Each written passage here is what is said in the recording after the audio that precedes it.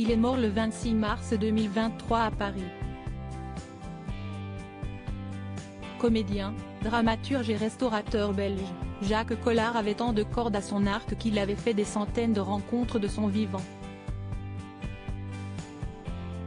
Le 6 avril, ses proches se sont réunis, non pas du côté du plat pays dont il était originaire, mais en l'église Saint-Roch, qui se situe dans le 1er arrondissement de Paris. Nombreux sont ceux qui étaient venus pour lui accorder un tout dernier clin d'œil. Sur les marches de l'église Saint-Roch, amis et amis de Jacques Collard se sont croisés.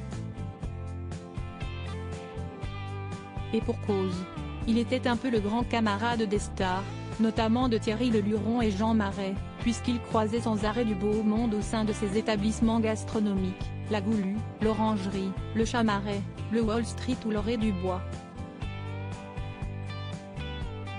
On relève, le jour de ses obsèques, la présence de Candice Patou, d'Yves Lecoq, Laurent Renard, Jean-Noël Mirande, Olivier Massé, Dominique Bonnement, Yvan Zaplatilec, Jean-François Guillet, Raphaël Cohen, Dominique Besnéard, Cyrielle Claire, Olivier Lejeune, Jean-François Guillet et de son frère, Angelo Dolce, Tania Lopère, de l'attaché de presse Pierre Cordier ainsi que de Gérard Leclerc et de sa femme Julie.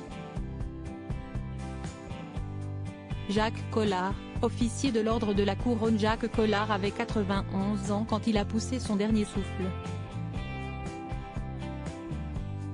En tant que comédien, il avait régalé les spectateurs en tournant pour Jean-Marie Poiré, Steve Suissa, plus récemment, en 2016, pour Kiyoshi Kurosawa dans Le secret de la chambre noire.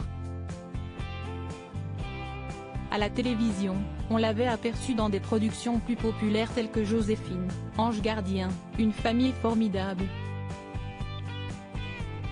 Dramaturge, il est l'auteur, seul ou en collaboration, d'une vingtaine d'adaptations théâtrales dont Les Enfants du silence, 1993, et Ladies Night, 2001, couronnés respectivement du Molière de l'adaptateur et du Molière du meilleur spectacle comique.